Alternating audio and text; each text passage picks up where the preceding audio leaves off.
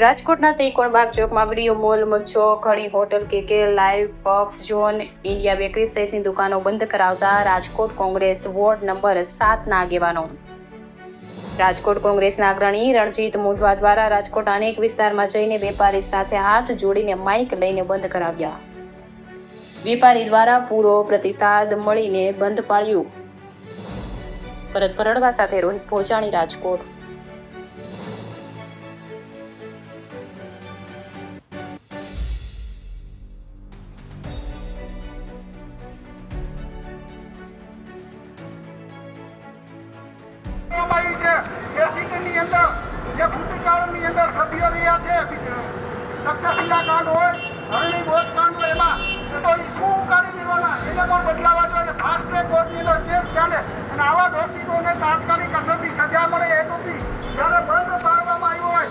રાજકોટની જનતા પણ જોડાઈ રહી હોય ત્યારે સમગ્ર રાજકોટવાસીઓને નંબર આપીશ કે હજી પણ આપણે બપોર સુધીને ખોલવાનું નથી અને સંપૂર્ણપણે બંધમાં સમર્થન કરવાનું છે.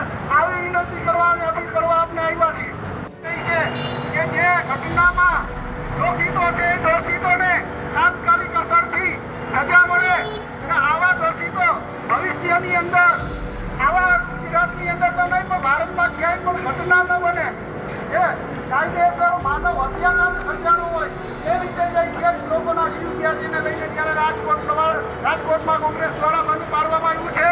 ત્યારે સમગ્ર રાજકોટની અને આપણી ધર્મેન્દ્ર રોડ, લાખાજીરા રોડ, જી કાકા રોડના વેપારીઓને ખાસ નમ્ર વિનંતી કે જે છે ખરેખર ગુનેગાર છે તે અંદર જવા જોઈએ. અત્યારે સાગઠિયા એક જ ના માને છે. પહેલા તમે કરો સાગઠિયા પાંચસો સાગઠિયા હરિભરી સાગઠિયા એક જ છે. નહીં તો હલાવતું સાગઠિયા કોર્પોરેશન હલાવતું કોર્પોરેશન હલાવતું કોણ? મને એમ લાગે રાજકોટના મોટા અધિકારી સાગઠિયા લાગે છે. એટલે ખરેખર જેટલા આમાં યુવકની જનતાને